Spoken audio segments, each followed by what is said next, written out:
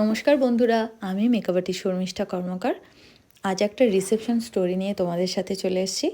তো আমার বাড়ি থেকে 20 কিলোমিটারের মধ্যে ছিল ডেস্টিনেশন। তো আমরা সেই মতন স্টেশনে পৌঁছে গিয়েছিলাম, আর ট্রেনটা একটু লেট ছিল।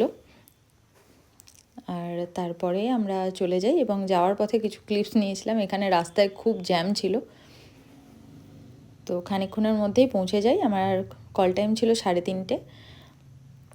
যেহেতু ও রেডি হয়ে ভেন্যুতে যাবে, সেই জন্য একটু টাইমের মধ্যেই ওকে রেডি করে দিতে হবে। তো আমি 3:30টার মধ্যেই পৌঁছে গিয়েছিলাম এবং ও প্রায় 15-20 মিনিটের মধ্যেই চলে এসেছিলো। এই আমার ব্রাইড অদিতি, খুব ভালো মেয়ে, আর আমার উপরে সম্পূর্ণ ট্রাস্ট করেছিল। এর আগেও আমার কাছে ওর আশীর্বাদের লুকটা নিয়েছিল, আর এখানে আমি ওকে মোটামুটি কমপ্লিট করে দেখাচ্ছিলাম। আর ও বলছিল আমাকে যে আমার টিপটা একটু ছোট পরাতে আর কলকাটাও একটু শর্টের উপরে রাখতে।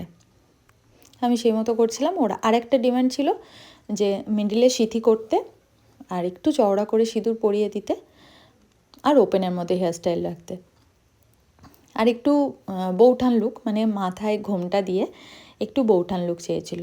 তো আমি সেরকম চেষ্টা করেছিলাম। বাকিটা তোমরা অবশ্যই কমেন্ট করবে যে সেটা ফুলফিল হয়েছে কি না।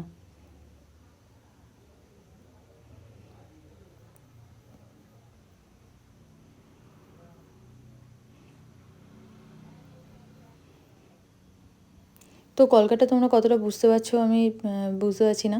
অনেক সময় হয় কি যে ঠিকঠাক ক্লিপসটা নেওয়া হয় না, বা হয়তো আমিও পারি না ক্যাপচার করতে। তো আর হেয়ারের যে স্টাইলটা, সেটাও তোমরা কতটা বুঝতে পারছো অবশ্যই জানিও।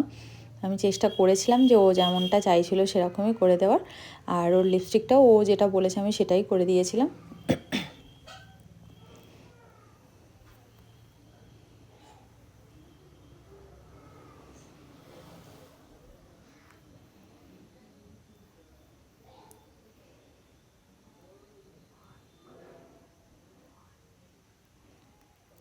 তো অদিতির ফুল লুকটা তোমাদের কেমন লাগছে?